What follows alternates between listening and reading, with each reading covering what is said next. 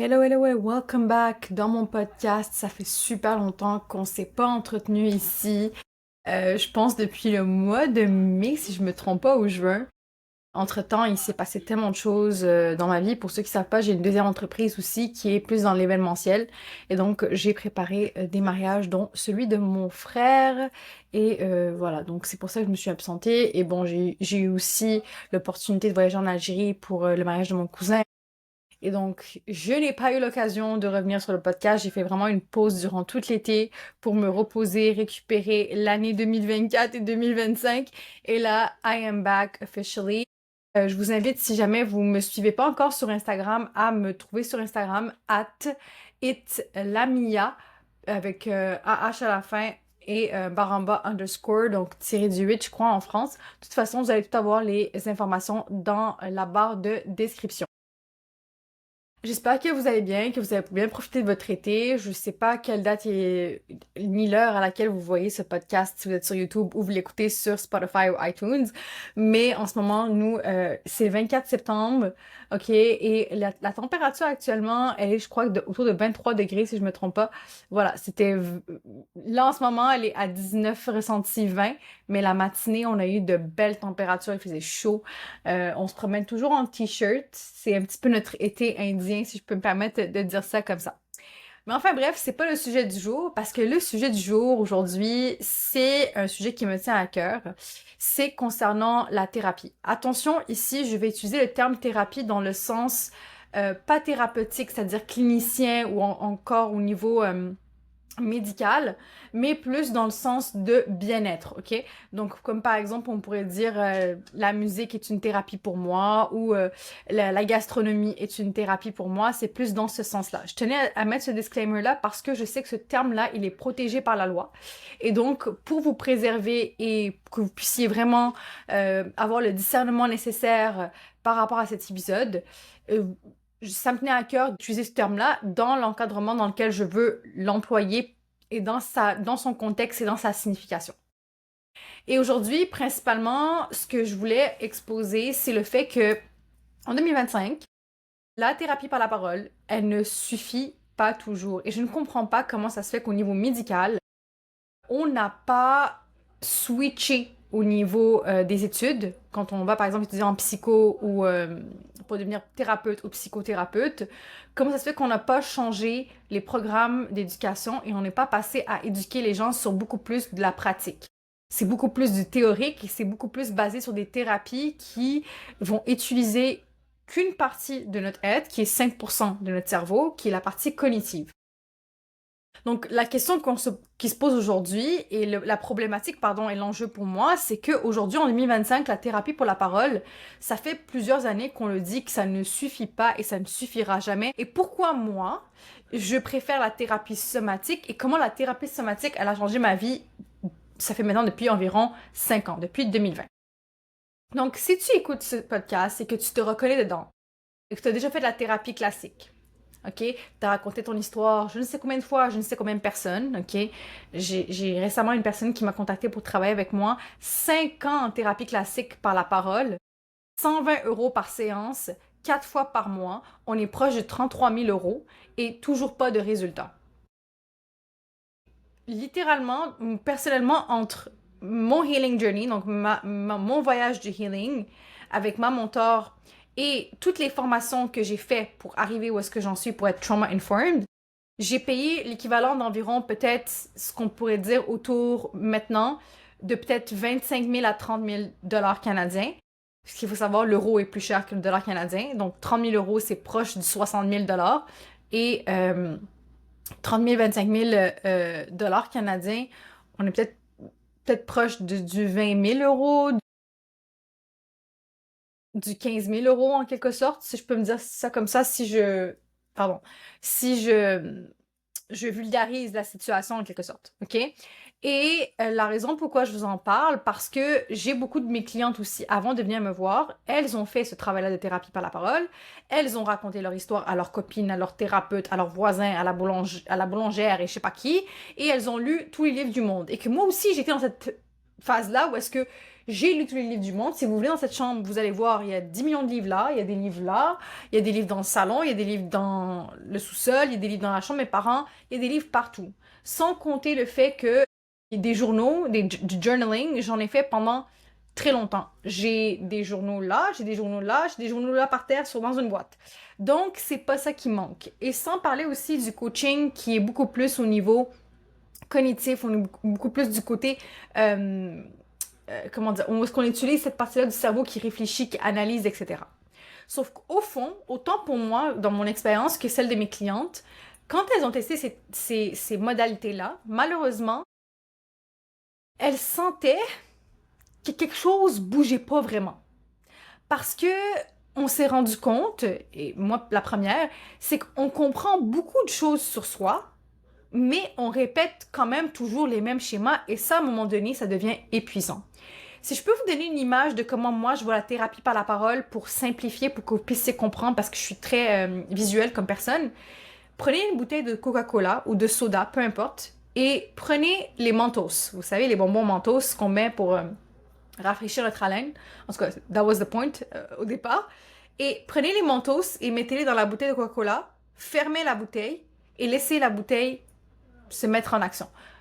Généralement, ce qui risque de se passer avant que ça explose, c'est que ça implose tellement de l'intérieur que ça finit par exploser vers l'extérieur. Eh bien, pour moi, la thérapie par la parole, les thérapies cognitives, c'est ça qui se passe, surtout quand on est une personne qui a survécu à un trauma, qui a vécu un stress post-traumatique normal, le stress post-traumatique, ou un stress post-traumatique complexe qu'on peut appeler un trauma complexe. Et d'ailleurs, pour votre information, plus de 80% de la population mondiale n'est pas au courant, mais a un stress post-traumatique complexe, donc un trauma complexe. Donc, comme je vous ai dit, moi aussi, j'ai connu ça. OK? Il y a quelques années, moi, j'étais complètement perdue. Je me rappelle, en fait, la première expérience de thérapie par la parole que j'ai vécue, j'avais 5 ans. OK? Parce que vu que mes parents ne vivaient pas avec moi, c'était mes grands-parents qui m'ont élevée. C'était très à l'ancienne en termes d'éducation. C'était très difficile, très strict. Beaucoup d'absence émotionnelle, beaucoup de négligence émotionnelle, beaucoup d'abus au niveau au niveau comment dire, au niveau psychologique, mais aussi physiquement, il y a eu des abus.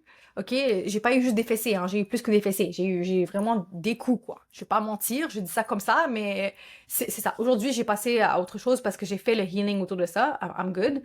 Mais c'est juste pour vous dire, trigger warning, si ça a été trigger, je suis passée par une étape où est-ce que j'ai vécu ça. OK?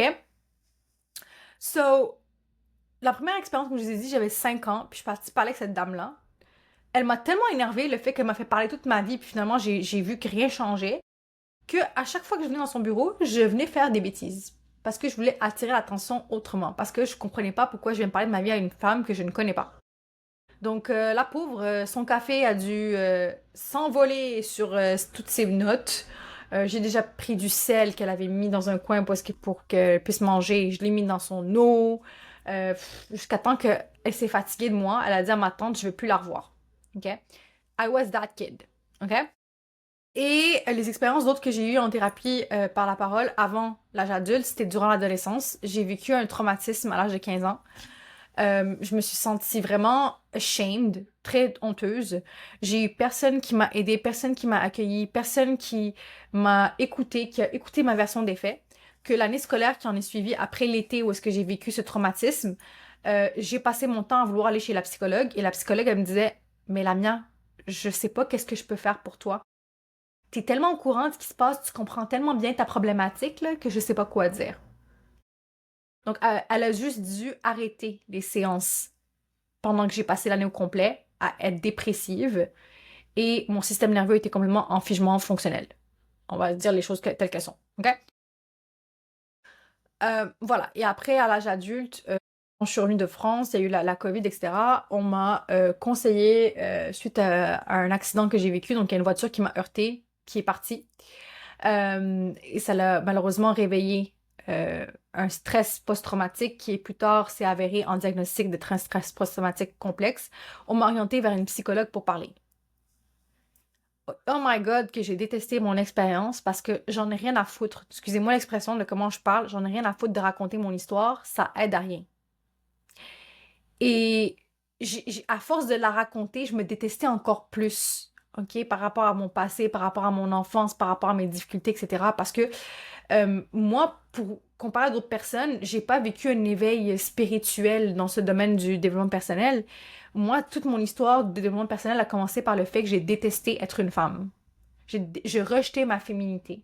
Je détestais avoir mes règles. J'avais de l'endométriose, OK? J'avais des amitiés toxiques, malsaines, codépendantes et des relations avec des hommes constamment indisponibles. Enfin, qui étaient disponibles, mais moi-même, j'étais pas disponible avec moi-même émotionnellement, donc ils reflétaient la même chose. Et donc, tout ça, comme je vous ai dit, vous ajoutez la négligence émotionnelle, plus de ça, un TDAH que je ne savais même pas que j'avais, qui était non diagnostiqué donc, et la survie permanente parce que j'étais constamment en fight or flight, freeze. OK? J'utilisais des substances pour fuir, j'utilisais le travail pour fuir, j'utilisais les relations toxiques en amitié pour me sentir vivante. Tout ça, je l'ai fait et c'était en permanent pendant des années. OK? Même si à l'extérieur, ça semblait complètement normal parce que j'avais de l'extérieur une vie normale, OK? J'avais une éducation correcte, je m'habillais correctement, je veux dire, je mangeais bien, j'avais tout ce qu'il fallait. J'avais une vie correcte en soi et j'avais appris aussi à vivre cette vie-là de cette manière-là parce que je ne devais pas me plaindre. Alors que moi, j'étais partie avec l'idée que quand les gens me disaient Lamia, tu projettes tes insécurités, pour moi, c'était comme de quoi tu parles? Moi, j'ai pas de trauma, genre, j'ai pas comme. Il faut juste que je sois forte, en fait. J'étais pas forte et je suis quelqu'un de fragile. Je disais, je pense que je suis quelqu'un de fragile. Sauf que c'est tout l'inverse. C'est pas que j'étais fragile, c'est pas que je manquais de force, c'est que en fait mon corps, lui, m'envoyait des signaux, entre autres à travers le système nerveux qui était complètement fried, il était complètement free, ok, et que je n'arrivais pas à écouter, et mon corps qui m'envoyait des signaux à travers certaines maladies comme l'endométriose et d'autres choses qui me sont arrivées, que j'ai complètement swipe away, comme si c'était une image ou une vidéo sur TikTok ou sur Instagram, juste next, next, next, ok? Sauf que c'est à travers ce que j'ai vécu après cet accident-là d'une voiture qui m'a heurtée, c'est là que j'ai compris qu'il y a quelque chose d'essentiel. On ne peut pas parler de son trauma pour s'en libérer. Je ne pouvais pas parler de mon mal-être pour me sentir mieux, pour me sentir libre, pour me sentir heureuse, pour me sentir épanouie. C'était super important pour moi à ce moment-là de trouver une solution, OK, pour sortir de la phase, l'endroit où ce que j'étais, qui était horrible. Vivre un stress post-traumatique, les gars, c'est être constamment en hypervigilance. C'est pas agréable. C'était rendu au point que je voyais une scène un peu plus ou moins violente à la télévision sur Netflix.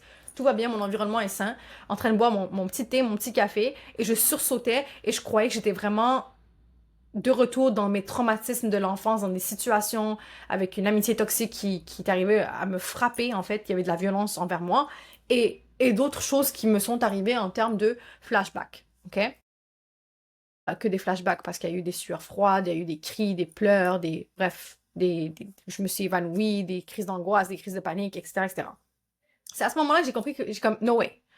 On peut pas se libérer du trauma par la parole parce que j'en ai parlé. J'y vais à toutes les séances, toutes les semaines. Pourquoi j'avance pas? Est-ce que je suis anormale? Est-ce que je suis brisée? Est-ce que c'est I'm doomed? Like, je suis faite pour être une moins que rien dans cette vie. Genre, la vie a décidé que c'est comme ça et pas autrement. OK? Parce que même à ce moment-là, dans ma vie, je croyais en Dieu, mais j'étais tellement détachée du côté spirituel de ma connexion avec Dieu que dans ma tête, c'était moi qui méritait de subir ce que je subissais. Je voyais pas ça comme une opportunité d'aller vers quelque chose de plus grand après la contraction. Et ce que je comprenais par intuition, mais que je ne comprenais pas dans le sens que je n'avais pas les connaissances, c'est que pour moi, le trauma, je pouvais pas m'en sortir par la parole. La seule façon pour moi de m'en sortir, c'était de me reconnecter avec mon corps. Parce que le trauma, je suis tombée sur une publication d'une personne qui est devenue plus tard ma mentor. Le trauma se vit dans le corps. Les émotions, ce qui va pas bien, qu'est-ce qui va bien, ça se passe ici avant d'arriver là au niveau de la tête. OK? Je pensais faire une intro, finalement, je vous ai quasiment tout dit en si peu de temps. Et donc, c'est de ça qu'on va parler aujourd'hui. Pourquoi le talk therapy, OK, ou la thérapie par la parole, a ses propres limites et ce que la thérapie somatique, le somatic healing, peut apporter de différent ou peut-être de complémentaire si on fait quelque chose de l'ordre du complémentaire. Et comment ça peut changer ta vie autant que ça a changé vraiment la mienne, OK? On va prendre une grande respiration. Je vais prendre une gorgée d'eau, OK? Parce que je commence déjà à m'assécher. J'ai déjà bu mon verre d'eau, OK? Mais I need more water. Donc, on va respirer. Installe-toi bien. Parce que vraiment, on va rentrer dans le vif du sujet et on va vraiment faire la comparaison. Et j'espère qu'au prochain épisode, normalement c'est prévu, je vais vous raconter mon histoire depuis mon enfance jusqu'à l'âge adulte. Aujourd'hui, je voulais juste faire une aparté pour que vous puissiez comprendre d'où est-ce que je viens et où est-ce que j'en suis et qu'est-ce qui m'a aidé. Et comment justement je suis devenue cette praticienne dans ces modalités-là somatiques et comment moi aussi j'ai créé mes propres modalités over time, avec le temps. OK? Give me one sec. OK. On va juste se servir un peu d'eau, gorgée d'eau. Pendant ce temps-là, je te laisse respirer, t'installer, mettre tes écouteurs. Si tu fais une tâche, faire peut-être une pause. OK. Alors, je vais te parler de mon point de départ et la rupture intérieure que j'ai vécue. Et je vais être honnête avec toi. Comme je disais tout à l'heure, moi, mon healing journey n'a pas commencé par un spiritual awakening comme tout le monde en 2020, OK? Et comme on l'a vu sur Instagram, sur TikTok, j'ai vécu une nuit noire de larmes. Je l'ai pas vécu comme ça. Mon chemin a vraiment commencé avec beaucoup plus de rawness. Raw, ça veut dire de plus de brutalité. Parce que, comme je disais un peu plus tôt dans l'introduction, je détestais être une femme. Point, barre, simple, basta, good. OK? Je rejetais être une femme. Je rejetais tout ce qui était en lien avec ma féminité. Je détestais mon cycle menstruel.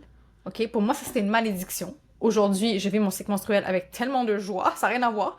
It's the most juiciest part of my life. C'est la partie la plus juteuse de ma vie, la partie la plus juteuse du mois. Et je sais que je vais l'être dans peut-être... ce matin, j'ai fait une grasse matinée. Généralement, si je fais une grasse matinée, c'est soit le soir même, j'ai mes règles, ou le lendemain matin. Ça veut dire que mon système nerveux est en train de me dire il est temps de revenir vers l'intérieur, de vivre son hiver intérieur. Mais avant, vous m'auriez parlé de ça, mais j'aurais dit, mais arc, ça me dégoûte.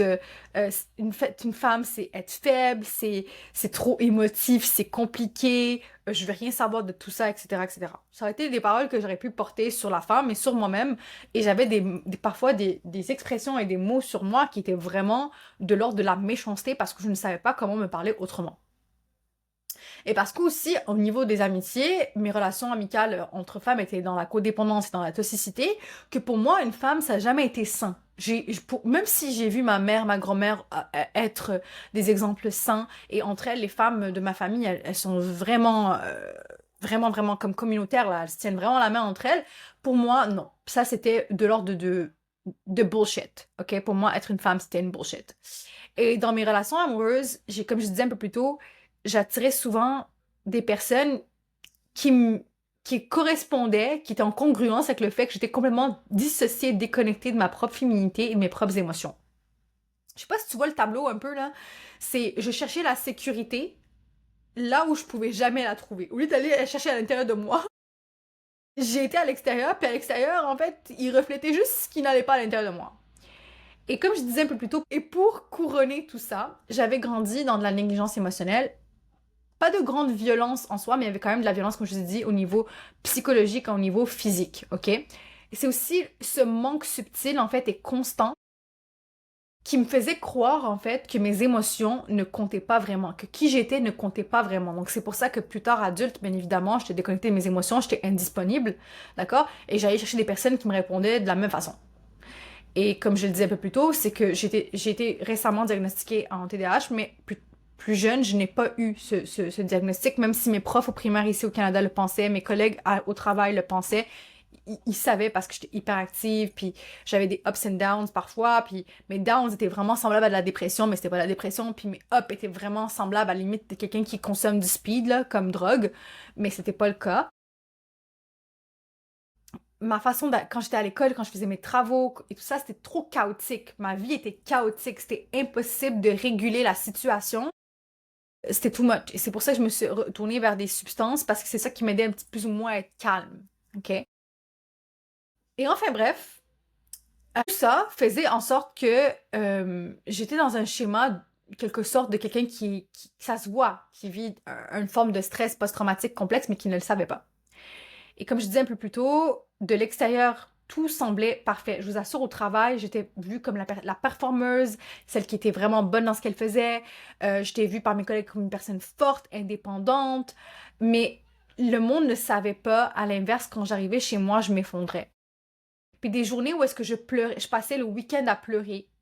Je passais tout un week-end à être anxieuse, à avoir des douleurs au niveau corporel, à être épuisée, au point que la seule façon pour moi de entre guillemets, vivre, c'était de passer mes nuits à faire la fête et mes journées à faire la fête, parce que la nuit commençait à 10h, mais elle finissait pour moi à midi le lendemain, de passer le reste de la journée à m'endormir, pendant que j'étais durant toute la nuit en train de boire quelque chose qui va me rendre dans un état d'euphorie.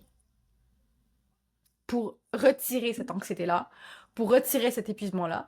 Sauf que plus que j'ignorais ces choses-là, plus que j'allais mal, jusqu'à parfois finir dans un hôpital et d'être incapable de bouger du lit de chez moi. Je pense déjà des épisodes où est-ce que j'étais à Paris, j'étais incapable de sortir de chez moi parce que ça faisait peut-être genre quoi, une semaine que j'étais dans mon lit à pleurer, à... Voilà quoi. OK? Et le pire, c'est que j'étais persuadée que tout ça, pour moi, c'était normal dans la vingtaine. OK? Parce que dans les films, j'ai déjà vu des choses comme ça. Donc, j'étais matrixée à la Hollywood. Et parce que j'avais des copines qui vivaient les mêmes choses que moi. Et donc, je me suis dit, c'est normal dans la vingtaine. OK?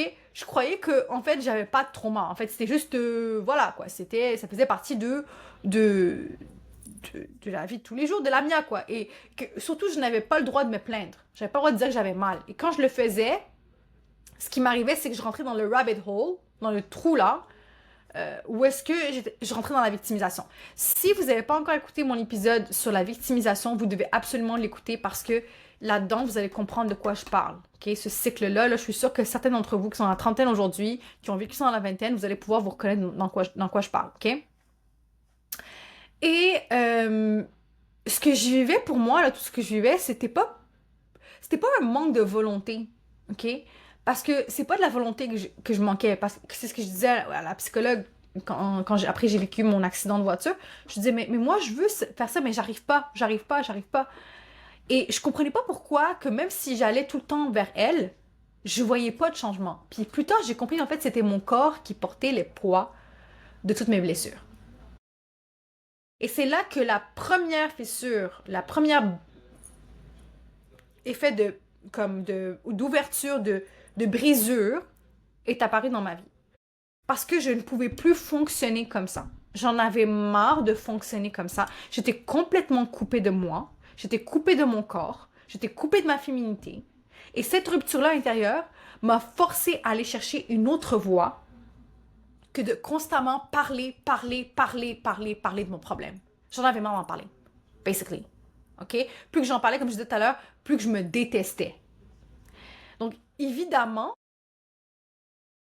pour beaucoup, et comme beaucoup, ma première étape, ça a été la thérapie par la parole. Parce que c'est tout ce que j'ai connu de normal. OK? Et je me suis assise sur ma chaise qui était là, face à cette thérapeute. OK? J'ai raconté ma vie. Encore et encore et encore, depuis mon enfance et mon adolescence, et l'âge adulte, et mes relations, et mes peurs, mes blessures, et l'abandon. Et sur le moment, je vous assure, ça pouvait faire du bien. Ça me soulageait en quelque sorte, sauf que dès que je sortais de là, ma vie reprenait en dents de scie. Parce que oui, mettre des mots, c'est important, hein, mais très vite, j'ai remarqué que il y avait un truc qui me titait, c'est que même si je comprenais pourquoi je fonctionnais comme je fonctionnais, ça ne changeait rien à ma vie. Je continuais constamment à répéter les mêmes schémas. So why bother? Pourquoi? Parce que le talk therapy, la thérapie par la parole, est une technique qu'on appelle top-down. C'est quoi une technique top-down? C'est une technique qui part du mental, qui descend vers le corps. Sauf que quand tu fais des recherches, tu te rends compte que cette partie-là du cerveau, qui est 5% de ton cerveau, qui analyse, qui décortique, qui cherche à penser différemment, c'est uniquement 20% du travail. C'est pour ça qu'aller, comme la cliente que je vous ai parlé, là, qui a été 5 ans en thérapie, là, c'est même pas 20%, 5 ans, même pas 20% du travail. Et c'est pas la seule, parce que je récupère beaucoup de personnes, 7 ans, 12 ans, des gens qui sont rendus quand même dans la cinquantaine, après avoir été des années en thérapie par la parole, qui n'ont pas eu de changement, OK? Parce que le trauma, lui, tôt ou tard, à force d'avoir rencontré ma mentor, ma thérapeute, celle qui m'a enseigné des choses, j'ai compris que le trauma, lui, il vit pas dans le mental, mais il vit dans le corps. Il est stocké dans le corps, dans le système nerveux. Si je peux vous conseiller un livre par rapport à ça, je vous conseille le livre The Body Keeps the Score. Le corps n'oublie rien. Et c'est pour ça que tu peux pas passer des années à comprendre ton trauma, à comprendre ton histoire, sans jamais vraiment la transformer. Tu dois passer par quelque chose qui va t'aider à modifier, à décoder, à réencoder ta compréhension du trauma. Parce que comprendre ton trauma, c'est pas le guérir. Et ça, c'est juste un des pièges de la thérapie par la parole. Parce que moi, j'ai vu des pièges encore plus importants par mon expérience et ce que mes clients me racontent. Un des pièges les plus courants de la thérapie par la parole, c'est l'addiction à l'histoire. C'est pour ça que je vous ai renvoyé tout à l'heure vers mon podcast sur la victimisation, podcast numéro 3. OK, l'addiction de la posture de victime et si ton mal-être te servait plus que tu ne crois. Parce que répéter son passé encore et encore, c'est un moyen de t'y renfermer. Pourquoi? Parce que le cerveau apprend par répétition. Et la répétition est un effet confortable pour le cerveau. Et le cerveau va chercher quoi? Quelque chose qui va être confortable parce que c'est ça son option, c'est pour te protéger. OK? Le deuxième point que j'ai remarqué, et ça, je l'ai remarqué avec beaucoup des clientes qui sont venues après longtemps dans la thérapie par la parole, et moi aussi, je l'ai senti un petit peu, mais pas autant que ces personnes-là, c'est que il y a un effet de ce qu'on appelle de reviviscence. Retenez bien ce mot-là, de reviviscence. OK? C'est quoi reviviscence? En quelque sorte, si je peux le vulgariser, de retraumatisation. C'est qu'à force de replonger dans l'histoire de ton trauma, OK, sans avoir les ressources nécessaires, OK, pour réguler les réactions de ton trauma, compléter le cycle du trauma et le terminer, OK, parce que souvent le trauma, c'est quoi? C'est un cycle qu'on n'a pas terminé. Un cycle de combat, fuite, figement, complaisance, OK? Fight or flight, freeze, fawn, qui n'a pas été complété. On doit, bien sûr, en étant en compagnie, se rendre jusqu'au pic de la douleur, en quelque sorte, pour après descendre et compléter, faire comprendre au corps et au cerveau par la suite que nous sommes revenus vers un état de sécurité. Et tant qu'on répète notre histoire, ben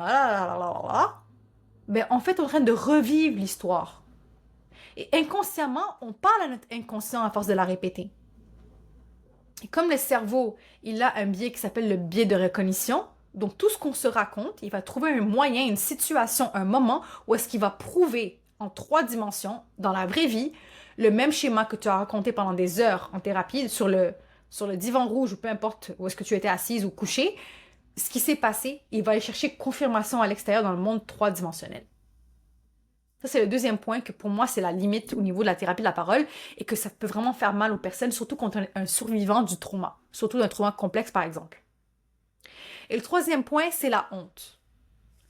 Je vous en ai parlé plus ou moins dans le début de l'épisode. C'est la honte qui t'enferme à te dire dans un discours, hein, au point que ton corps commence à adapter ce discours-là avec les épaules qui rentrent à l'intérieur, la tête qui avance trop vers l'avant, on se fait tout petit, etc. Donc le corps parle. Hein. C'est la honte. La honte qui va avoir le discours de « je suis cassé, je suis brisé, je suis un cas qui est irréparable, je suis I'm doomed ». OK, basically, je fais de la thérapie, mais rien ne change. Donc, le problème, c'est qui? C'est quoi? C'est moi. Je ne mérite pas d'être heureuse, je ne mérite pas ceci. On rentre dans cet engrenage et sachez que le cycle du trauma, c'est le même cycle que la honte. D'accord? Alors, ça commence par le trigger, donc système nerveux qui se sent plus ou moins retraumatisé parce qu'on fait de la reviviscence. OK? Ensuite, il y a une réaction à cette reviviscence, à cette retraumatisation qui se passe dans le corps, soit des émotions ou encore un figement, peu importe.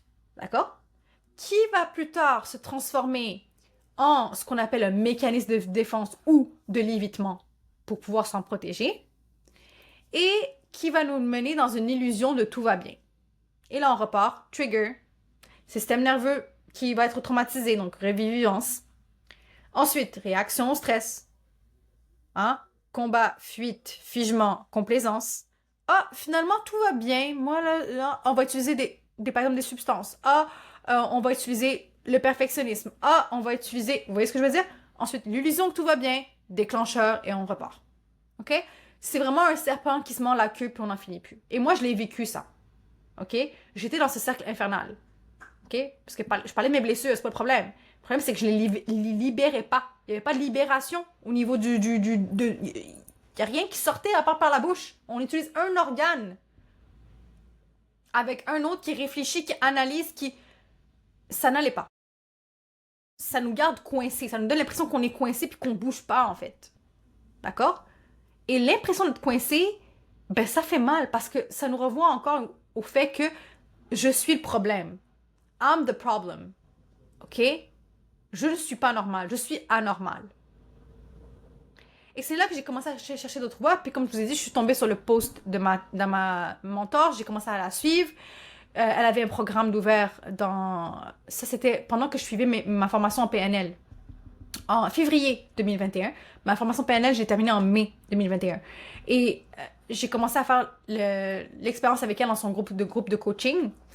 Et elle m'a tout enseigné. Donc, elle m'a suivi dans un format de groupe. Hein, c'était pas une thérapie, hein, c'était un coaching mentorat de groupe basé sur la somatique et le système nerveux. OK? Donc, moi, ça fait depuis 2021 que je suis au courant de ces choses-là. Ça fait depuis 2021 que je parle du psychosomatique. Si vous voyez des posts ou des stories que j'ai fait dans le passé, il y en a beaucoup que j'ai archivés. Je faisais que parler de ça parce que ça me parlait tellement, puis je voulais tellement que le monde se fasse révolutionner par cette nouvelle façon de faire parce que l'autre façon ne fonctionnait plus. OK? Et donc, quand je l'ai trouvé, j'ai compris pourquoi ça coinçait dans ma tête. Pourquoi quand j'en parlais, il n'y a rien qui se passait. C'est parce qu'en fait, tout se passait dans mon corps, tout se passait dans mon système nerveux, qui était justement verrouillé, bloqué dans le combat, fuite, figement, complaisance, et qui faisait que j'étais incapable de me sentir moi-même en sécurité. Et que aucun mot qui sortait de ma bouche, ou aucun mot du thérapeute pouvait réparer, entre guillemets, réguler la situation. Et c'est là où est-ce que j'ai eu un vrai shift, OK? Le shift vers la somatic therapy, la thérapie somatique ou le coaching somatique. Ça a été un énorme tournant pour moi parce que ça a été, quand j'ai découvert la thérapie somatique, ça a été pour moi une révélation. Et je vais être honnête, au début, ça me paraissait fucking bizarre, OK? J'étais tellement habituée et programmée de parler de mes problèmes que quand elle me disait « Non, non, I don't want to hear about it. You don't need to tell me the story. » Comme elle me disait ça, ma mentor, elle me disait « Non, j'ai pas besoin que tu me racontes ton problème, je veux pas le savoir. L'histoire n'a pas d'importance. » Je suis comme « Oh, pourquoi l'histoire n'a pas d'importance? Je l'ai mal pris au début, OK? » Mais tellement que j'étais programmée à ça, puis quand elle me disait « Go back to the body », comme reviens vers le corps, je comprenais pas ce qu'elle voulait me dire par ça. Elle me disait « Listen to your body. What does your body have to say? » Écoute ton corps. Qu'est-ce que ton corps a à te dire? Et je comprenais pas. Et c'était tellement bizarre, mais à force de le faire, je sentais un truc bouger en moi. J'étais tellement impressionnée de la situation que je me suis dit, c'est quoi ce délire? C'est quoi cette sorcellerie? Sauf que le délire et la sorcellerie en question, ça l'a marché. Ça l'a révolutionné ma vie. Je vous en parle, j'ai les larmes aux yeux parce que je me rappelle très bien de shithole dans lequel j'étais. J'étais sur mon fauteuil ici, mon fauteuil est rendu là, j'étais là-bas. Et je pleurais pendant des nuits parce que je voulais vraiment sortir de ce stress post-traumatique et parce que je voulais sortir aussi de mon endométriose. J'étais convaincue que je trouverais une guérison. Comment, je ne savais pas. But I was crying, c'était une prière. And I was exhausting. I was exhausted, pardon. J'étais complètement, genre, épuisée et je voyais que Dieu était en train d'exaucer mes prières. Et pourquoi ça a marché? Parce que la thérapie somatique, c'est une approche qui est bottom-up. C'est quoi bottom-up? C'est que ça part du bas et ça va vers le haut. Vous vous souvenez tout à l'heure, je vous ai dit top-down, c'était 20% du haut vers le bas. Ben, les techniques bottom-up, c'est 80% du bas vers le haut. Et tous les signaux de l'être humain passent par du bas vers le haut. 80% des signaux dans notre corps, au niveau neurologique, okay, au niveau système nerveux, par le nerf vague, elle passe par le corps et elle monte au cerveau l'information. Avant même que tu sens une pensée limitante venir, il y a une sensation qui est dans le corps. Les émotions bougent dans le corps. Et quand elles ne bougent pas dans le corps, elles sont cristallisées. C'est là que justement on se sent heurté.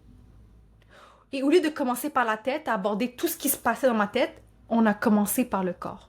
on a travaillé le système nerveux, on a travaillé avec les sensations, on a travaillé avec mes impressions, qu'est-ce qui était imprimé, stocké, cristallisé physiquement en moi, OK? Et d'ailleurs, c'est ce que ça explique la théorie polyvagale. Dr. Stephen Porges, qui est devenu plus tard aussi mon enseignant, parce qu'elle a été enseignée par lui, donc elle m'a transmis les informations, elle m'a mentoré, quand elle a pris sa retraite, elle m'a donné tout son matériel. Elle m'a dit, voici tout ce que j'ai comme matériel pour que tu deviennes la meilleure coach dans le domaine somatique possible et que tu as des personnes qui ont vécu des traumas, qui ont testé la thérapie par la parole pour qu'ils puissent sortir à travers le somatique.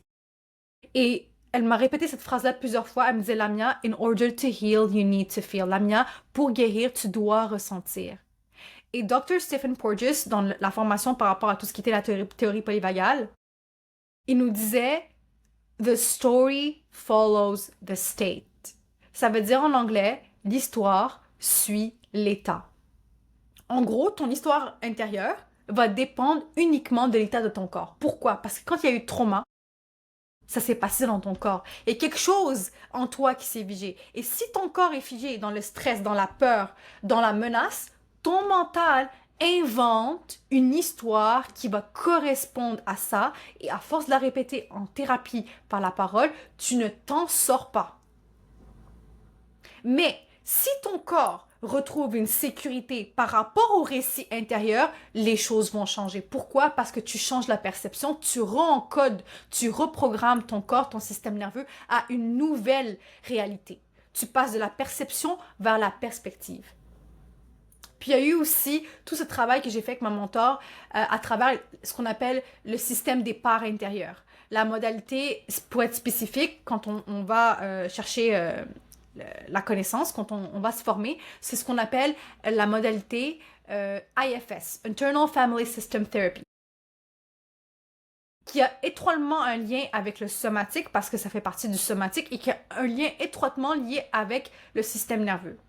Nos parts ou nos parties de zéro, même avant, c'est-à-dire du transgénérationnel jusqu'à aujourd'hui dans l'instant T où est-ce que je vous parle, nos parts blessées, nos parts exilées, qui sont manifestées à travers des peurs mais viscérales, incroyables, comme par exemple dans mon cas c'était la peur de l'abandon, elles ne se présentent pas d'abord comme des souvenirs qui sont logiques. Elles vont apparaître comme des sensations, par exemple un nœud dans la gorge, une boule dans le ventre, une pression au niveau de la poitrine. Et c'est là que tout commence. Pourquoi? Parce que c'est le système nerveux qui communique avec une part du passé qui t'envoie ces signaux-là. C'est-à-dire que, par exemple, dans le cas de l'abandon pour moi, mon système nerveux était figé à l'âge de 5 ans. Parce que vers l'âge entre 4 et 5 ans, j'ai vécu un abandon.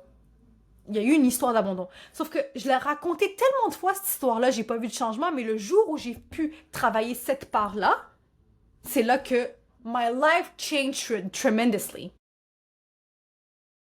Alors oui, la thérapie somatique, le somatique en général, c'est pas juste de parler de ses émotions, d'éveiller ses émotions, de travailler avec ses émotions. C'est d'apprendre à les sentir dans le corps, à créer tellement assez de sécurité pour les traverser sans se sentir overwhelmed ou submergé. OK? Là, le coucher du soleil est en train de se faire chez moi. Ça commence à se faire noir au niveau de l'image. Donnez-moi un instant, je vais juste aller allumer la lumière parce que là, on commence à être dans l'ombre, là, OK? Give me one sec. C'est déjà mieux. Je retourne dans mon lit. Je crois qu'on est mieux comme ça. On est d'accord? Depuis tout à l'heure, on était dans le noir un petit peu, OK? J'étais en train de lire mes notes, donc je voyais pas vraiment ce qui se passait à l'image. Donc, je disais, à ce niveau-là, en fait, c'est que je pouvais traverser la sensation de l'abandon sans me sentir submergée par l'abandon.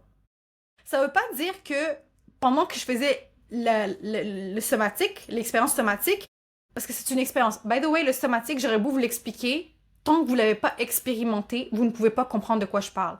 Si jamais tu es intéressé à vivre une expérience somatique avec moi, j'ai une de mes offres qui s'appelle Révélation. Vous pouvez aller voir sur mon Instagram, il y a une pastille dans mes highlights, dans les petites bulles là. C'est écrit one-on-one. Et dans le one-on-one, quand vous cliquez dessus, vous avez accès à Révélation. Révélation, c'est quoi? C'est que tu peux venir me voir avec une problématique spécifique, par exemple, l'abandon, OK? Et on va y travailler dessus sur 2 séances. pour expérimenter le côté somatique et venir faire non seulement décharger l'expérience somatique du passé, réintégrer une nouvelle expérience et pour que plus tard, quand tu sors de la séance, tu puisses vraiment incarner ce changement-là. OK? Donc, c'est ça qui est beau dans l'expérience somatique parce que c'est une expérience. D'ailleurs, quand on va se former en tout ce qui est somatique, la formation, elle s'appelle Somatic Experiencing. Elle ne s'appelle pas juste thérapie somatique. Ça s'appelle Somatic Experiencing parce que c'est une expérimentation et on expérimente sur soi, d'autres camarades expérimentent sur nous et on expérimente sur les autres, etc. OK? Donc, voilà, si tu veux, ce que je peux faire, c'est que je peux brièvement, à travers cette offre-là, là, je sais que je peux prendre maximum 3 personnes en ce moment. Donc, si jamais tu es intéressé, tu peux me contacter en DM sur Instagram pour qu'on puisse aller voir un peu plus ce qui se passe avec ta problématique. Par contre, je vais quand même te proposer ici même un micro-exercice là maintenant. Donc, si tu m'écoutes, c'est que c'est possible pour toi d'aller juste te mettre en position assise quelque part, quelques secondes. Ça peut être assis, par exemple, sur ton fauteuil, par terre, juste le temps juste de revenir vers un état de calme. Ça peut te permettre de faire ça pendant 2 prochaines minutes. Et je veux que tu laisses ton corps trouver un petit peu de confort dans ta position assise. Je veux juste que tu fermes doucement les yeux. Mets ta main droite sur le cœur, ta main gauche sur le ventre et respire tranquillement à ton rythme. Inspire et expire du plus lent possible. Lentement, lentement. Et viens te poser la question suivante qui est simple. Qu'est-ce que je ressens physiquement là tout de suite? Ne cherche pas à analyser. Cherche juste à remarquer, à accueillir, à écouter. Est-ce que ce que je ressens est lourd dans mon corps? Est-ce que c'est léger? Est-ce que je ressens de la chaleur, de la fraîcheur, des tensions? Et reste assis avec ça. Et sache que rien que ça, le fait que tu viennes de faire ce mini-exercice-là, c'est déjà un premier pas pour rentrer en contact avec les expériences somatiques. Et c'est exactement ça, l'expérience somatique.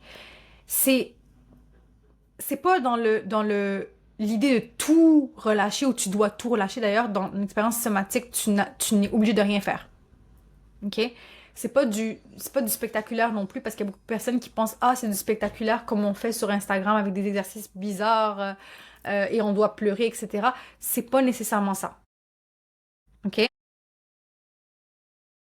Et c'est pas non plus, je veux pas que ce soit non plus une espèce de catharsis forcée parce que je vois des personnes, d'ailleurs, mini parenthèse, beaucoup de personnes me demandent pourquoi tu donnes pas des exercices somatiques gratuitement sur ton Instagram. Je vais vous raconter une histoire qui est véridique d'une personne avec qui je travaille actuellement et la raison pourquoi je ne ferai jamais ça. Il y a une personne qui le fait très bien, si vous voulez la suivre, elle s'appelle The Workout Witch, ok?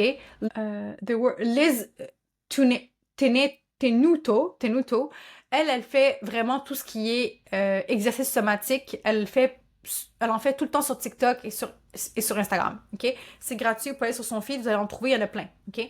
Moi, je ne veux pas faire ça et je ne vais pas faire ça. Pourquoi? Parce que de un, je vais vous expliquer plus tard dans l'épisode, je suis trauma informée. Et quand on est trauma informé, la chose qu'on nous apprend, et quand on fait tout ce qui est en lien avec le somatique, c'est que tout exercice somatique n'est pas one size fits all. Et je peux pas forcer, par exemple, un catharsis, ok? Donc un relâchement de quelque chose qui est puissant pour une cliente, quand le trauma derrière que je pourrais réveiller est encore plus fort que ça. OK?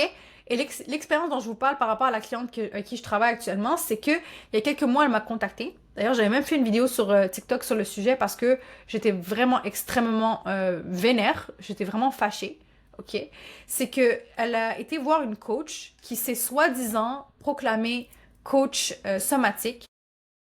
Et au final, dans la séance, de ce que j'ai pu comprendre, elle a plus fait de la PNL qu'autre chose. Elle a mélangé avec quelques exercices comme ce que je viens de vous faire pour se connecter au corps. La cliente, elle est venue la voir pour une problématique. Elle ne comprenait pas pourquoi. Son système nerveux était souvent figé. Et au final, elle lui a dit, va dans mon feed, il y a un exercice pour le psoas, pour relâcher les tensions. En fait, elle lui a dit, va faire l'exercice. Et elle est partie le soir avant de dormir, faire l'exercice en question. Et pendant qu'elle faisait l'exercice, parce que le psoas, c'est un muscle dans lequel on retient le plus de tension, il y a des traumas qui se retiennent dedans. Pourquoi? Parce que c'est là où est-ce que on active souvent le fight or flight freeze. OK? Donc, combat-fuite, figement. Et la cliente, qui est devenue aujourd'hui ma cliente, elle est partie faire l'exercice avant de dormir. Et là, elle a commencé à sentir des sensations bizarres dans le corps, qui commençaient à s'éveiller. Des larmes tout d'un coup, des cris qui sortaient de sa bouche qu'elle pouvait même plus contrôler. Et elle a commencé à avoir des flashbacks de elle qui a vécu un V quand elle était plus jeune avec le voisin. C'est pour ça que je ne pourrais jamais me permettre, en tant que personne trauma informée, de donner des exercices somatiques gratuits comme ça sur TikTok, sur Instagram. Même si je peux le faire, hein, j'ai des vidéos, hein, mes clientes qui ont accès à mon groupe de coaching, ils ont accès à ces vidéos-là. Mais je ne peux pas le faire parce que c'est pas one size fits all. C'est pas parce que ça fonctionne sur toi d'une certaine manière que ça veut dire sur une autre personne, c'est pour le même but, la même histoire. OK? Nous sommes tous différents et le trauma complexe, c'est ça le truc, c'est que c'est complexe. Donc, on peut pas forcer un catharsis, donc un relâchement intense d'émotions. C'est plutôt enlever et retirer une couche après l'autre avec douceur, avec connexion. Et d'abord, au début de l'accompagnement, on doit installer la sécurité dans le corps et dans le système nerveux pour ensuite passer à un état de confiance et de liberté. Et toujours en respectant le rythme de la personne avec qui on travaille. Parce que la guérison profonde, elle se fait dans la lenteur, dans le petit à petit et dans le long terme. Dans la sécurité, non pas dans la violence. D'ailleurs, pour votre information, selon mon expérience avec mes clientes et selon mes études que j'ai faites, ça prend environ, ok, en moyenne, 6 mois pour commencer à avoir des vrais résultats tangibles d'un système nerveux qui commence à s'autoréguler. 6 mois à 2 ans dans certains cas. Okay? Et encore une fois, comme je vous dis, c'est pas one size fits all. Donc, il faut se donner du temps. Il y a les bonnes techniques, mais parfois, les bonnes techniques vont prendre plus de temps.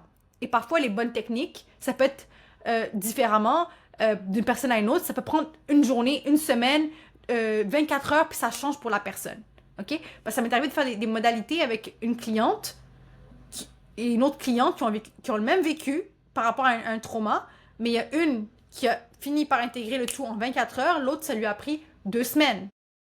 Et d'ailleurs, l'expérience s'est vue, par exemple, quand on a envoyé 2 soldats qui sont des jumeaux à la guerre. Il y en a un qui est revenu indemne et a vécu sa best life après. Il y a eu des enfants, des petits-enfants, maison, chien, etc. L'autre, il était complètement dépressif, avec des pilules à n'en plus finir. Et au point, je pense qu'il s'est suicidé, si je ne me trompe pas. Voilà. Donc, crois-moi, quand ton corps commence à se libérer, tout le reste change. Même tes pensées, elles changent. OK? Ce qui me permet de parler justement des résultats réels de l'approche somatique. OK? Donc, la question que tu dois te poser, OK, mais Lamia, concrètement, qu'est-ce qui a changé pour toi?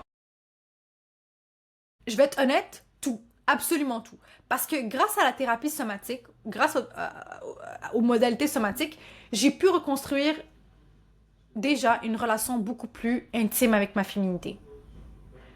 Je vois plus mon cycle comme un handicap, comme je disais plus tôt, je vois ça comme une boussole, comme les saisons à l'extérieur, c'est un cycle que je vis à l'intérieur de moi. Là, je sais que je vais rentrer dans mon hiver intérieur, puis je suis excitée de vivre ce moment-là. Mes règles, c'est le moment le plus juicy dans le mois. C'est tellement paisible, je me sens tellement féminine, je me sens tellement connectée.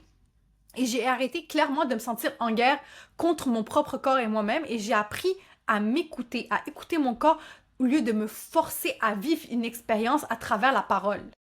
Okay? J'ai libéré beaucoup de honte depuis l'enfance, surtout de la honte toxique qui me faisait croire que j'étais justement too much or not good enough, donc pas assez, j'avais pas de valeur ou que j'étais trop too much parce que, vous voyez, comme je vous ai dit tout à l'heure, j'ai un TDAH, donc dans des situations où est-ce que je suis en hyperactivité, ben je suis too much. Guess what? Finalement, mon too much, c'était pas si too much que ça pour les bonnes personnes qui étaient autour de moi, et à force de faire ce travail-là, ben j'étais pas finalement too much. C'est juste mon système nerveux qui agissait comme il agissait. Et donc, petit à petit, mon système nerveux a retrouvé une régulation naturelle. Et aussi, ce qui est important, c'est que dû au stress post-traumatique complexe, ben, je vivais plus, je suis sortie de l'hypervigilance que je vivais 24/7. Et j'ai découvert en même temps que ça voulait dire que je pouvais littéralement habiter mon corps. en toute sécurité. La sensation que j'avais, et d'ailleurs c'est ce que mes clients aussi décrivent, c'est que vous voyez quand vous partez en vacances et vous ouvrez la porte de chez vous et vous rentrez chez vous à la maison, c'est comme ça, c'est revenir chez soi, rentrer chez soi. C'est la fameuse phrase qui dit Home sweet home. Et ça s'est pas arrêté là pour moi non plus, parce que j'ai vu la même transformation chez mes clientes aussi. OK? Celles qui partaient, par exemple, des schémas amoureux qui étaient désastreux, qui ont arrêté d'attirer des hommes indisponibles et qui sont maintenant mariés avec des enfants. Parce que leur système nerveux ne cherche plus le chaos comme une norme, mais plus la sécurité, parce qu'elles-mêmes, elles rayonnent la sécurité, la confiance et la liberté qu'elles ont travaillé durant toute la période qu'on a passée ensemble. OK? Celles qui passaient justement leur temps à s'auto-saboter, elles ont enfin, pu accueillir le succès, la réussite, sans culpabiliser, sans honte. Sans compter celles aussi, par exemple, qui elles se sentaient justement déconnectées de leur sensualité, de leur féminité, de leur désir, de qui elles sont en tant que femmes, qui ont retrouvé une énergie qu'elles n'ont jamais connue de leur vie. Elles me disent littéralement, ça me rappelle moi quand j'étais enfant puis j'étais insouciante de la vie. Parce qu'en fait, le magnétisme, le rayonnement, l'énergie féminine, c'est pas un truc de mindset. C'est quelque chose qu'on doit vivre dans le corps. Et si on n'a pas la sécurité dans le corps, on peut pas le vivre, on peut pas le donner, on peut pas le recevoir, on peut pas le rayonner. Et parce que clairement, on ne peut pas guérir en lisant des livres et en comprenant qu'on est complètement brisé à chaque fois qu'on ouvre un livre de développement personnel. On guérit quand le corps peut relâcher ce qu'il a retenu pendant des années, quand on se contente plus de se dire « Ah, j'ai juste besoin de comprendre et de savoir », finalement on ressent, on intègre et on incarne et on transmet. Et là, ce qui est intéressant, c'est que les résultats ne sont pas temporaires. Parce que les résultats, ils vont venir s'ancrer dans le système nerveux, ça s'ancre dans le corps et on crée un nouveau naturel. Ça reste plus de l'ordre de l'idée, de l'état d'esprit. Non, c'est quelque chose qui est ancré dans le système nerveux. C'est un nouveau état naturel. Maintenant que je vous ai dit tout ça, pour moi, c'était important de vous parler de comment choisir un bon praticien. OK? Parce que maintenant, sur Instagram, depuis 2025, tout le monde parle de tout ce qui est somatique et du système nerveux. Sauf que très peu de personnes ont les capacités pour accompagner, très peu de personnes sont formées là-dedans. Celui qui te dit, je vais tester un livre ou faire une formation sur 30 jours, comment réguler le système nerveux, puis il se lève un matin, c'est bon, je peux vous aider à réguler votre système nerveux, il raconte de la bullshit. Parce que dans la formation du système nerveux, c'est minimum, si je me trompe pas, à moins que je me trompe, c'est minimum 120 heures, je crois, de pratique personnelle tout seul à la maison. Sans compter les 250 heures après dans tout ce qui est avec en duo, etc., en supervision, etc. Donc ce point, il est hyper important. C'est important pour moi d'en parler parce qu'on en parle rarement. On aborde le somatique et le système nerveux comme une nouvelle mode. Donc la question qui se pose, c'est comment choisir la bonne personne pour m'accompagner. Je vais mettre une parenthèse qui est super importante, d'accord? Le mot thérapeute, therapist, psychothérapeute, ok, n'a pas la même valeur partout. Dans certains pays, ces mots-là sont encadrés et protégés par la loi. Et en d'autres termes, on ne peut pas se proclamer thérapeute, therapist, psychothérapeute comme ça. Et c'est là où ça devient dangereux en ce moment sur Instagram, et c'est un trigger warning que je fais, parce que il y a beaucoup de gens qui ont commencé à comprendre ce domaine-là. Ils sont passés de PNL à la neuroscience, au subconscient, à l'inconscient, au système nerveux, puis là, tout d'un coup, on connaît tous sur le système nerveux. Non, c'est pas vrai. OK? Ça peut devenir dangereux. Dans le cas de la personne qui s'est proclamée connaissait le système nerveux, puis elle a donné à la cliente, va sur mon feed, il y a un truc sur le psoas, fait ça. Non, ça passe pas. Techniquement, ça, c'est puni par la loi. En France, par exemple, le terme psychothérapeute est protégé. Donc, c'est seulement les psychologues cliniciens et les psychiatres qui sont formés qui peuvent utiliser ce terme-là de manière légale. Par contre, le mot thérapeute en lui-même n'est pas à 100% réglementé parce que la thérapie, dans ce cas-ci en France, il y a plusieurs types de thérapie. Comme tout à l'heure, je vous ai dit dans le contexte ici, on va utiliser le mot thérapie dans le contexte, par exemple, de la musique thérapeutique, de la musical therapy, sound therapy, ok? Oui, il existe des études pour ça, mais c'est-à-dire que c'est comme te dire genre nature therapy ou la thérapie gastronomique. Parce qu'on mange quelque chose qui nous fait plaisir, ça donne des hormones de cytocine. On va à la nature, on se connecte, ça développe des bonnes hormones de dopamine. Par exemple, quand on se connecte avec le soleil puis qu'on laisse le soleil nous embrasser, ça nous donne de la dopamine. Sun therapy, par exemple. Dans ce cas-ci, la France, le mot thérapeute, il n'est pas à 100% encadré, mais ça reste que la limite, elle est là. Il est quand même... Faites attention, OK? Parce que ça peut ouvrir à beaucoup de personnes qui abusent. Au Québec, il y a une loi qui s'appelle la loi 21 qui encadre la psychothérapie. Donc, elle dit clairement que seulement les psychologues et les médecins inscrits à l'ordre des des thérapeutes ou l'ordre peuvent pratiquer la psychothérapie et la thérapie, qui peuvent utiliser ce terme-là. Donc, si quelqu'un dit « je fais de la psychothérapie somatique », OK, sans être membre de l'ordre professionnel, c'est illégal au Québec. Il y a une fille que je connais, elle a failli se manger une amende de 45 000 $. Juste pour vous donner une idée. Aux États-Unis, donc moi, ma mentor aux États-Unis, c'est une personne qui avait une licence. C'était une LMFT, OK? Donc aux États-Unis, chaque État a ses propres licences. On a ce qu'on appelle les LCSW, les LMFT, les PsyD, etc., etc. Et les PhD aussi, OK? Donc, le titre therapist en anglais est protégé dans le cadre de la santé mentale. Le coaching n'est pas réglementé, donc beaucoup de personnes utilisent ce terme-là et malheureusement, la frontière, elle est mince. Dans le cadre légal, c'est interdit. Il faut vraiment avoir une licence pour pouvoir utiliser le terme therapist, thérapeute, psychothérapeute. Au Royaume-Uni, il faut être inscrit au registre. Les registres, il y en a deux. C'est le BACP et le UKCP. OK? Eux, ils vont encadrer tout ce qui est psychothérapeute, mais therapist ou coach restent quand même des termes trop flous. OK? Et surtout, quand ça sort du système de ce qu'on appelle la santé publique. OK? Parce que pour eux, c'est encadré par la santé publique. En Europe, en général, c'est un patchwork. OK? L'Allemagne, par exemple, l'Autriche, la Suisse ont des lois très strictes et restrictives comparé à d'autres pays qui ont plus de liberté. Mais c'est important que vous le sachiez par rapport à ça. Et enfin, je termine par les Émirats et le Maghreb. Au Maghreb et les Émirats, le mot thérapeute, OK, est encadré par la loi. Au Maghreb, si tu te proclames thérapeute et tu ne l'es pas, et que la police te chope, t'es dans la merde. Aux Émirats, c'est la même chose. Par contre, les termes coach ou praticien du bien-être, eux, ils sont pas protégés par l'aspect légal. Moi, étant donné que j'ai fait une formation en tant que psychopraticienne, je me qualifie en tant que psychopraticienne ou facilitatrice. Par exemple, dans le breathwork, je suis facilitatrice en breathwork. En modalité somatique, je suis psychopraticienne en modalité somatique. En EFT, je suis praticienne en EFT. Donc, j'utilise le mot praticienne parce que j'ai mis en pratique et j'ai fait des heures de pratique. Et parce que c'est pas juste du théorique, mais je ne me considère pas comme thérapeute, je ne me considère pas comme psychothérapeute, OK? Parfois, pour faciliter l'explication aux gens, parce que c'est un terme qui n'est pas connu au Québec, qui n'existe pas au Québec, qui est uniquement existant en France, je leur dis, c'est proche de la psychothérapie, mais ce n'est pas de la psychothérapie parce que la psychothérapie, elle est cadrée dans un cadre légal et on doit faire partie d'un ordre. OK?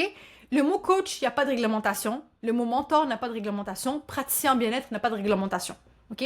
Et même thérapeute holistique, pour certaines personnes qui utilisent thérapeute holistique, ça m'arrive de l'utiliser comme terme pour vraiment ma clientèle française pour qu'ils comprennent mieux.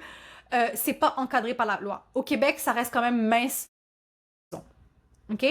Bref, tout ça pour dire que tu dois toujours vérifier le cadre légal dans le pays dans lequel tu es et de poser des questions à la personne par rapport au vocabulaire. Parce qu'il y a des vocabulaires que vous ne connaissez pas en tant que personne lambda, mais que les personnes professionnelles doivent comprendre et savoir comment communiquer à un être humain lambda. OK?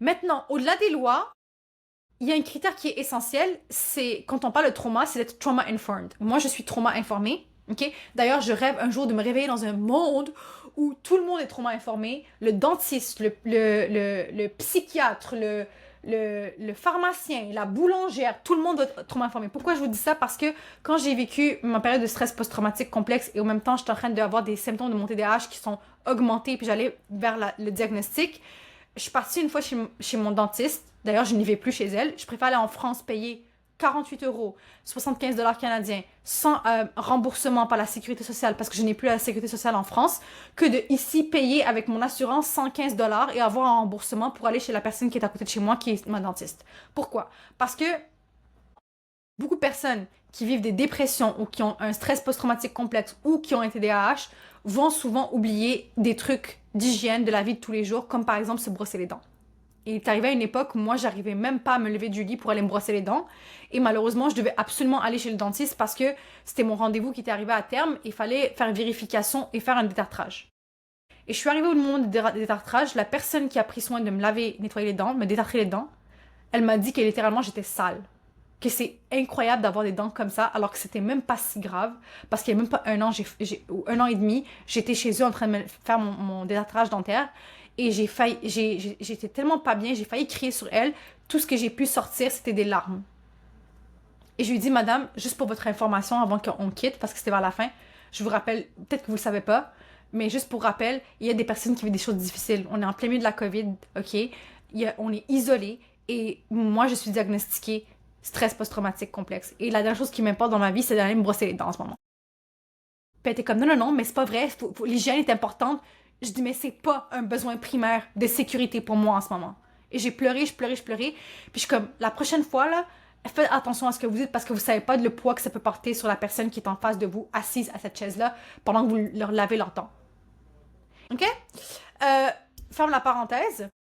Donc, je disais que c'est de choisir quelqu'un qui est trauma-informé, c'est-à-dire quelqu'un qui comprend comment fonctionne le trauma, comment le système nerveux réagit et surtout qui sait travailler avec les limites, avec tes limites, avec le consentement, ton consentement, le rythme et ton rythme. OK? Donc, je vais te donner quelques red flags pour que tu puisses comprendre. Donc, méfie-toi de ces red flags-là. Quelqu'un qui te pousse à revivre ton trauma brutalement, ça c'est un red flag. Quelqu'un qui va t'imposer son rythme au lieu d'écouter ton corps, c'est un red flag. Après, ça dépend. Dans l'expérience somatique, on peut encourager la personne, on leur dit est-ce que c'est supportable pour toi? Est-ce que tu peux continuer? On pose la question pour être sûr d'avoir le consentement de la personne. OK? Ou sinon, on va être capable aussi de l'encourager. T'es capable, on va être ton rythme, on va t'encourager, mais on force pas. OK? Puis, enfin, quelqu'un qui va venir minimiser ce que tu ressens pour te faire culpabiliser et si tu vas pas assez vite pour elle. OK? Parce que la guérison somatique, le somatic healing, c'est pas du forcing. C'est d'abord ancrer de la sécurité et du attunement. J'ai pas trouvé le terme en français qui peut expliquer ce que c'est le attunement, mais la meilleure façon que je pouvais la traduire, traduire le mot attunement, c'est plutôt harmonie. Harmonie, c'est tout ça? De l'harmonie? De la connexion, de l'harmonie ou plutôt de la communion accordée, concordée avec la personne et bien évidemment, en dernier, l'intégration. T'aider à intégrer ce que tu as vécu durant les séances ou même dans la séance faire l'intégration. Parlons d'intégration, qui est le vrai game changer. Beaucoup de personnes qui sont dans le domaine du développement personnel négligent. C'est un point qui est crucial. Et c'est quelque chose qu'on oublie souvent. Et une séance, même si elle est puissante, elle peut pas suffire parce que le vrai game changer, c'est l'intégration. Moi, je dis à mes clientes, OK, dans la séance, c'est ce qui s'est passé. Maintenant, va vivre la vie. Je veux pas que mes clients et moi, il y ait une forme de codépendance. Je veux que mes clients retrouvent une forme d'autonomie, qu'ils aillent vivre la vie et expérimenter. Encore peut-être probablement une relation où est-ce que l'homme va être indisponible, mais finalement, tu comprends que la personne est disponible. Tu mets tes limites, tu dis non, pour moi, c'est pas pour moi cette relation, je préfère en rester là. Parce que c'est dans l'intégration que tu vas venir refaire comprendre à ton cerveau que tu es rendu dans un nouveau paradigme et que celui-ci ne t'appartient plus. Et parce que le healing, la guérison émotionnelle, elle ne se joue pas seulement pendant tu es sur la chaise ou le divan du praticien ou face au praticien pendant la séance. La vraie transformation va se construire dans ce que tu fais après la séance. Pendant la séance, ça peut arriver, mais aussi après la séance. OK?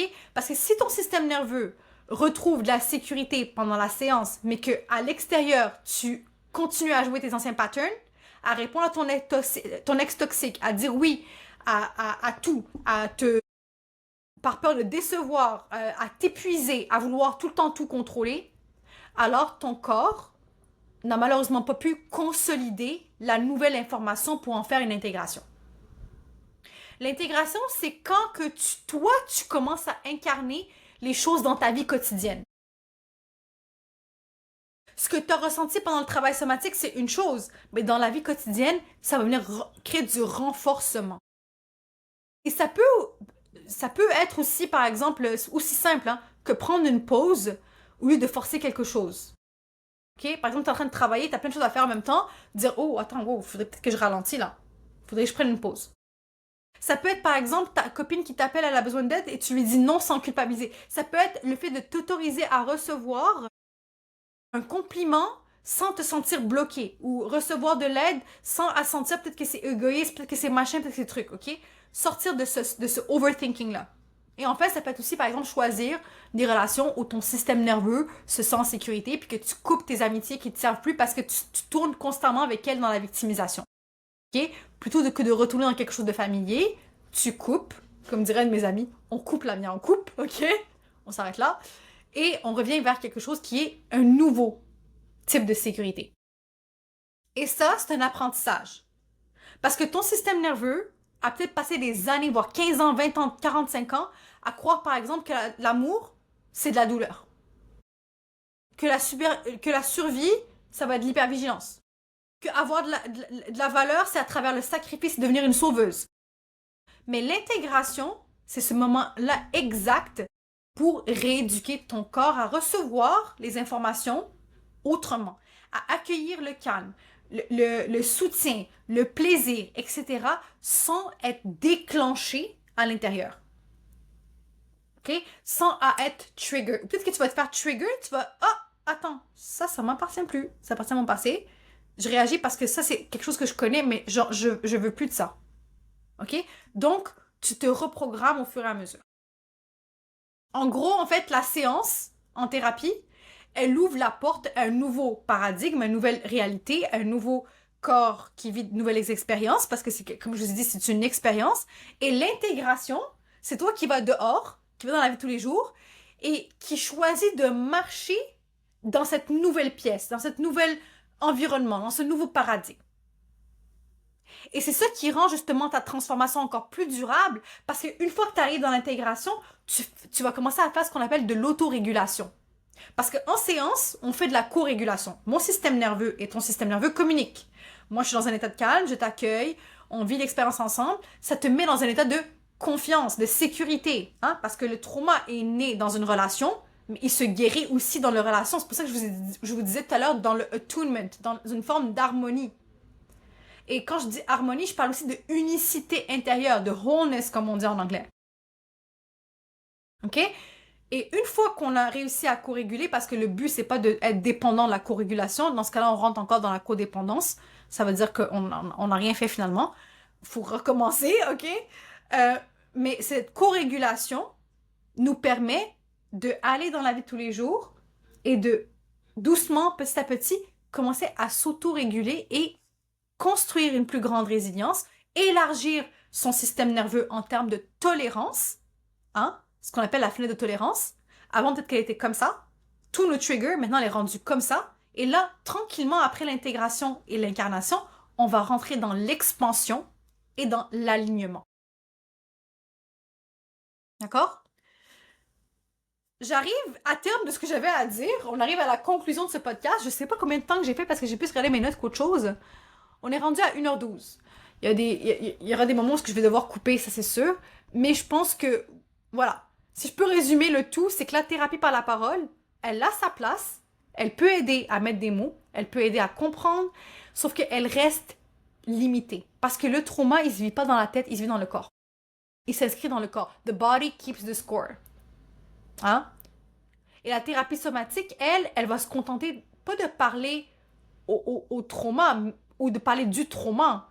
Elle va se permettre d'aller libérer à la racine, dans une technique de bottom-up, vers la racine, hein, du corps vers l'esprit, à travers le système nerveux, la situation, l'événement.